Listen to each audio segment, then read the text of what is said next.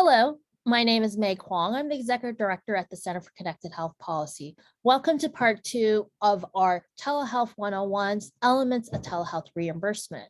Again, the series of web videos is really just to provide very basic background information on telehealth and telehealth policy for those who are new to telehealth and the telehealth policy realm, or perhaps would like a little bit of a refresher if you're a little bit more experienced. Few disclaimers before we begin today's video. Any information provided in today's talk is not to be regarded as legal advice. It is strictly for informational purposes. CCHP always recommends that you consult with legal counsel if you're interested in a formal legal opinion. And also know that CCHP has no relevant financial interest, arrangement, or affiliation or relationship with any type of company that I may mention or any type of product if I happen to show a picture of it. What are the elements of telehealth reimbursement? So a lot of the established telehealth policy out there, both on the federal and the state level, really does deal with reimbursement and coverage. What can you provide via telehealth and what can you get paid for if it's provided via telehealth?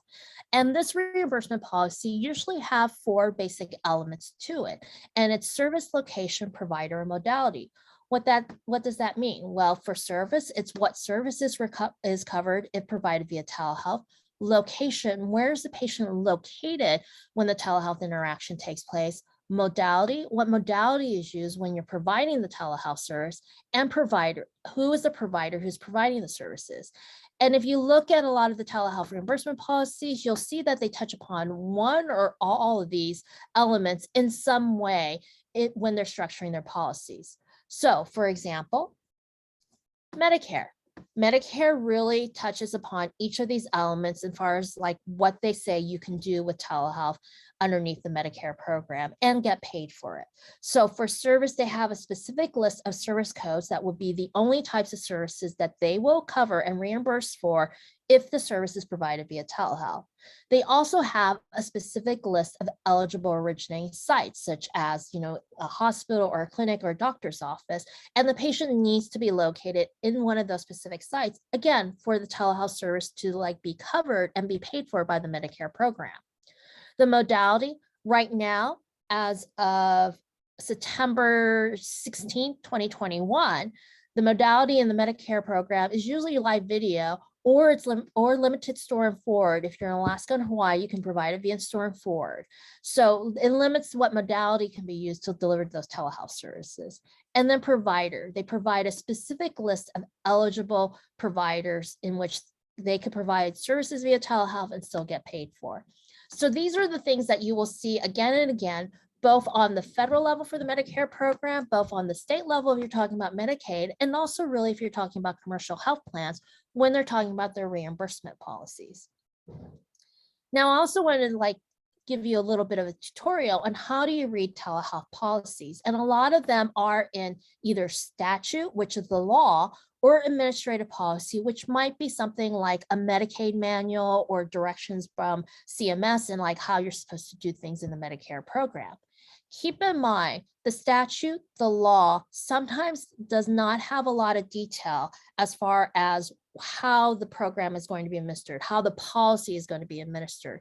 That's what the administrative policy is there for, is to fill in those details. So while the statute may say something like, okay, well, you can, telehealth will be covered underneath the Medicare program if it's furnished via a telecommunication system, et cetera, et cetera. However, the administrative policy, which implements that law, which is created by the administrating agency, in this case for the Medicare program, that would be CMS, Center for Medicare and Medicaid Services.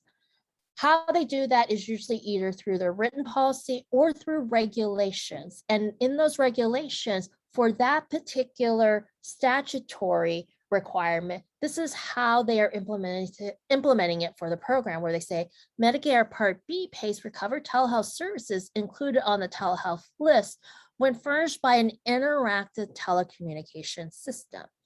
I want you to note the difference between what was said in law and what is said in the administrative policy. The word interactive is not in federal law.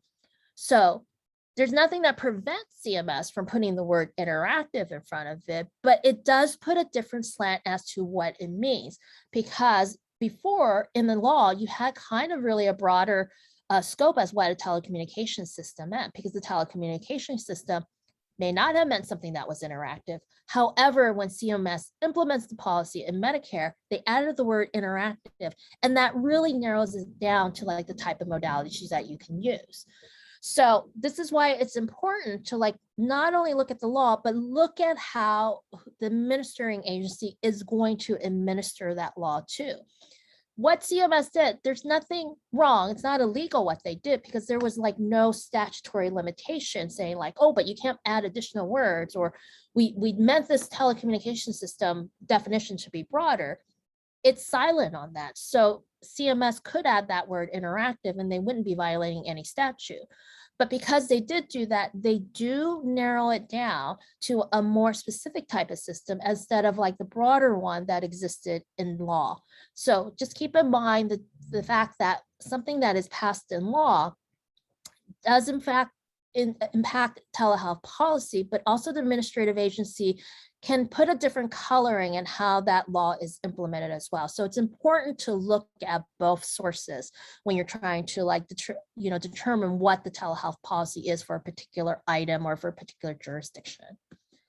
One other thing I also want to point out, in the statute, notice that there are specific references to other parts of federal law. So when it says like furnished via telecommunications system by a physician, and in parentheses, it says as defined by section 1861R, it's important to look up what those other sections say, because that's giving you a very definite definition as to what a physician is. And then on the next line, also what they mean by practitioner. That's where you get your limitation of like who is an eligible provider then. So if you are looking at some sort of telehealth policy that's in statute and it makes a reference to another section of the law, definitely go and look that up, because that could also impact how expansive the policy is, or it impacts the policy in another way. So that's also very important to keep in mind too. So that's it for today's really quick tutorial here.